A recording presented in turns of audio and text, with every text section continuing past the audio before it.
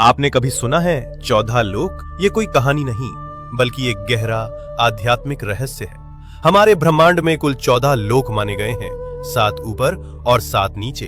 ऊपर के 7 लोक, इन लोकों में आत्मा ऊंचाई की ओर बढ़ती है, ज्ञान, शांति और मोक्ष की दिशा में। भूलोक, ये वो लोक है जहां हम सभी मनुष्य रहते हैं। इसे मृत्यु लोक भी कहा जाता है क्योंकि यहाँ जन्म और मृत्यु का चक्र चलता रहता है।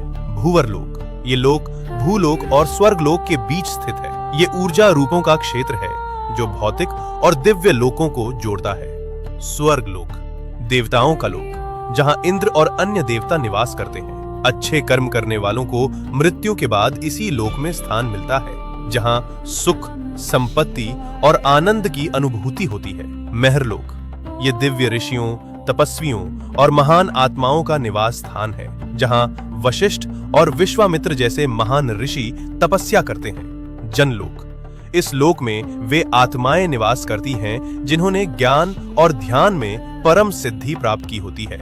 यहाँ के वासी ब्रह्मा जी की लीलाओं में लीन रहते हैं। तपलोक, अत्यंत शक्तिशाली तपस्वियों का स्थान, जो शरीर से परे केवल चेतना में स्थित होते हैं। ब्रह्मलोक, यह अंतिम लक्ष्य है जहां केवल सत्य है, मोक्ष है और ईश्वर का साक्षात्कार होता है। इन ऊर्ध्व लोकों में आत्मा का जाना मतलब है धीरे धीरे शुद्ध और जागरूक होना। अब बात करते हैं नीचे के 7 लोकों की। यहाँ भोग, मोह और भ्रम ज्यादा होता है। अतल लोक, राक्षसों और मायावी शक्तियों का घर।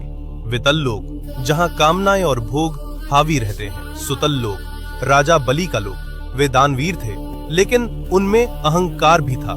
रसातल लोक, जहाँ भ्रम, लालच और अज्ञान का घना अंधेरा है। तालातल लोक, छल, धोखा और झूठ से भरा हुआ लोक। महातल लोक, जहां अंधकार और अहंकार का बोलबाला है। पाताल लोक, सबसे नीचे का लोक, तामसिक ऊर्जा और इच्छाओं का केंद्र। लेकिन इन सब का मतलब सिर्फ बाहरी दुनिया नहीं है। ये 7 लोक हमारे भीतर की नकारात्मक सोच और कमजोरियों का प्रतीक हैं। तो जब हम सच्चाई, भक्ति और सेवा में लगते हैं, हम ऊपर के लोकों से जुड़ते हैं, और जब हम लालच, मोह और गुस्से में फंसते हैं, हम नीचे गिरते हैं। सोच बदलो, लोक बदल जाएगा।